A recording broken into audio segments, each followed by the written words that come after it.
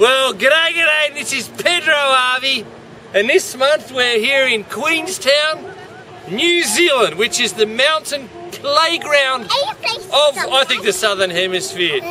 You've got these incredible mountains, you've got this beautiful lake, you've got paragliding, you've got boat trips, you've got parasailing, you've got whitewater rafting, you've got jet boat rides, and you've got this enormous contradiction that when you walk the streets of New Zealand, you see advertisements for global brands, your Kathmandu's, your Barclays, Banks, and I just can't tolerate it. I think it's a contradiction. We could be in Zurich, we could be in bloody anywhere.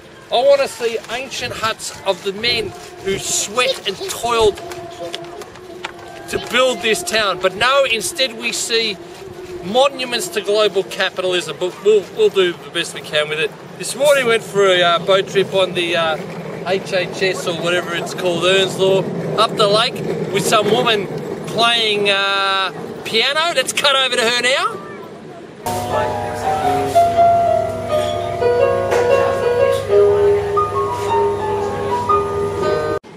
And now here we are on top of this mountain that I've climbed every time by foot since I've been here. It goes all the way up there, 1,600 metres, but today it's with the family, so we've taken the gondola up. Eden, face the camera when we're filming. Show some respect. And tomorrow we're off down south to Milford Sound, so we'll have some shots of that. But in the meantime, we'll try and not get too upset by the over-commercialisation of this area by the f***ers who own it. Well, here they are, straight from their luge ride. Sean and Eden, can you please let me know what happened there? There were a few tight corners, but we managed. It was Eden's skill in luging that got us through. Well, here we are at Milford Sound, another tourist mecca, driven in on the very spectacular road into what I think is another contradiction. How can you be in the wilderness when you're in this giant terminal full of advertising and boats and new tiles and new wood, and it just sort of, to me, I don't feel like I'm here. I feel like I'm in the Matrix. It just somehow isn't real to me. Let's see what some of the other people think. It was absolutely fabulous, despite the rainy weather. We enjoyed it very much. Have you seen anything like this anywhere else in the world?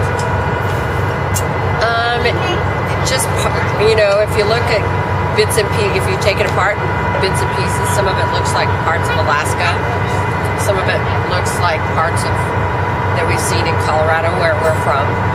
So it's not near as lush and green where we're from, but it's, you know, we've got some of the waterfalls, but the mountains are straighter. They're steeper. They go steeper, yeah. Yeah. Now we are in famous Stu's fly fishing shop. Where are we exactly? We're in Atholl, South Island in New Zealand. And we're talking to Stefan, yeah? Yes. From Sweden. Right. That's right. Now why is this place so famous? Well, it's because of Stu himself. He's quite the character, a fly fishing maniac, fly tying designer, and yeah, a generally crazy guy. And he won a fishing competition when he was 3. Yeah, I think so, and several others and so on. Won some fly tying competitions and whatever. He's a fly fishing maniac. And this story, when it's world famous, what do you mean by that? Is it because of the competitions that have been won? I think it's mainly because of him, because him being so special and really sort of stand out. Both in his fly design and also in his marketing, and I think that's what it's about. Marketing? What sort of marketing does he do? Well, crazy marketing. Orgasmic. I'll show you. That's a sticker for your car. Orgasmic. Orgasmic, yeah. That's a very well-selling name for fly tying, for fly fishing, yep. And stuff like that. His own art. Yeah, that's a bit unusual. Really unusual, very special, but that's the man for you. Well, here we are at Wellington now in the Te Papa Museum, and it's very impressive. Of course, there's geological explanations of New Zealand with its fault lines. There's stuffed animals from bygone eras that are extinct. There's the whole Maori heritage, of course, the Treaty of Waitangi, all there. wood carvings and so on and so forth, and it's all very well done and very interesting, but it leaves me with a central question, and that question is, if we were in our own town of Melbourne, we wouldn't go to the museum. We don't go to the museum. If we were in Rome, we'd go to churches and look at them, but do we look at churches in our own town? No. It's as though because we are tourists, we do these tourist activities, we do them quite naturally without thinking about them, but we don't do these exact same activities in our own town. And that leads me to ask, do we lead our lives in the same way? Do we merely live the life that somehow it's this concept that's been implanted to us that we must live that way without coming to any rational conclusion that that's the way we must live? I ask you to ponder that, dear viewer. Well, we're just walking around here in Wellington trying to find somewhere that's out of the wind, because it is very uncomfortable. Windy Wellington, I tell you, so I wouldn't want to live here because of the wind. And we've come across this magnificent Dr. Zeus exhibition, and I'm shocked. The guy's made, you know, countless millions of dollars, but they're selling these just straight out prints for like $1,500 bucks, $3,000. Fair income. These are Gide, Jezino Kagalti Pinigus. And if you're Lithuanian and anti-Semitic, you'll know what that means. Well, here we are at the Waiutapu Thermal Wonderland, waiting for this geyser to go off near Rotorua, and it goes off at 10:15 every day, which I find very hard to believe. Why would a natural occurrence occur at exactly 24-hour periods? I wonder if this is all just fake. So here I have in my hand 300 grams of an environmentally friendly surfactant, which has been chemically engineered for us to do exactly the same thing, but to leave behind no ill effects on the environment. So I'll just put this in and we'll see what happens.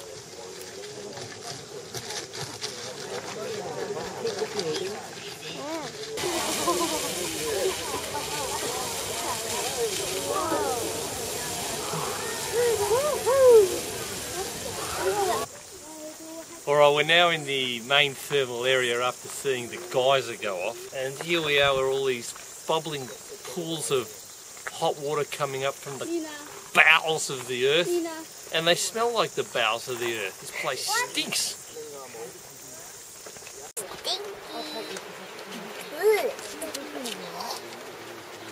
It's Michaela from Germany. What do you think of this Rotorua thermal area?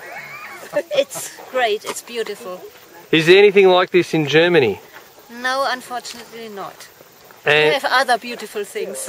What's your the favourite sort of geothermal thing that you've seen? I think this lake is really great. Alright, well hopefully you'll enjoy the rest of your trip. Thank you. Thanks a lot too. Well, as we sit here in the cafe of the hot thermal springs and volcanic stuff area, we have to, I think, analyse what is happening here. Now, I think we are confronted by the tourist dilemma.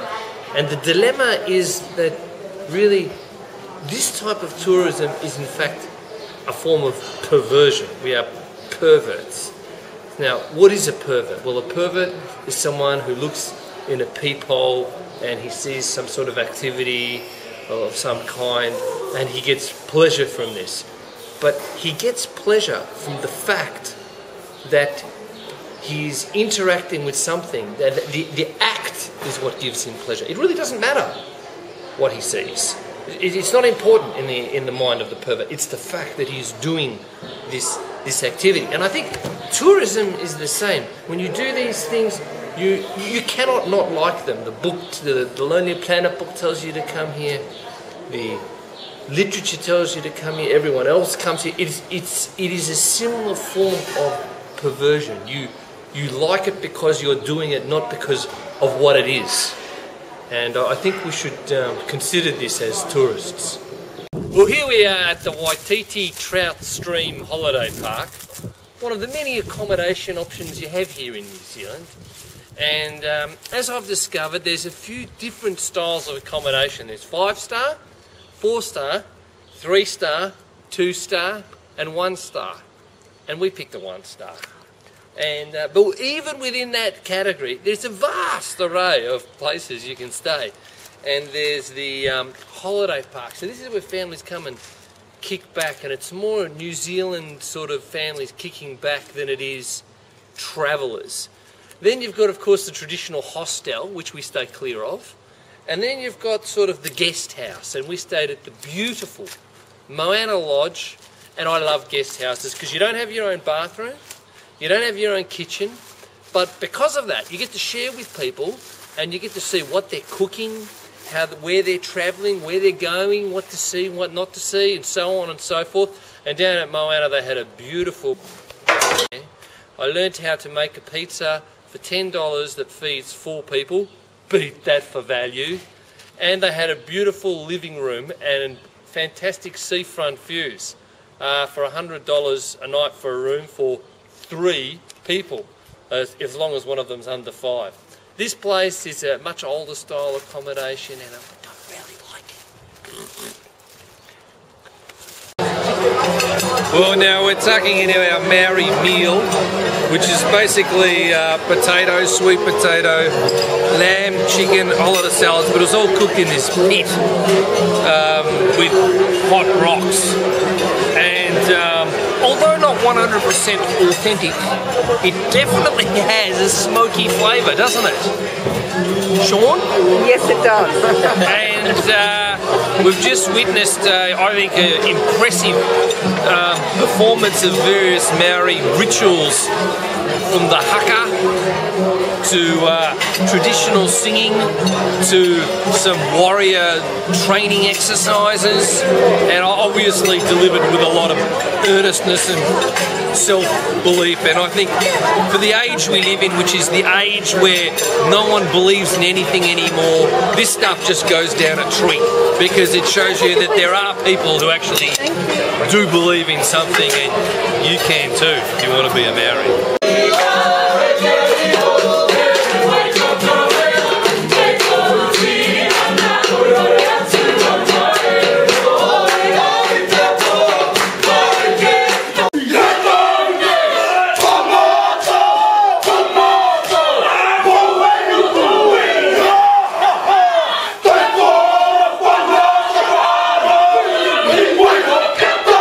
Well, we're here in Auckland Departures Lounge for internationals. It's a duty-free area, and I've bought myself a very rare find. La Frog, 58.3%. It's the cast strength. You don't often find this. I've never seen it in any airport in the world. And what I love about New Zealand duty-free, for some reason, it seems to be the cheapest duty-free piss in the world. So, cheers.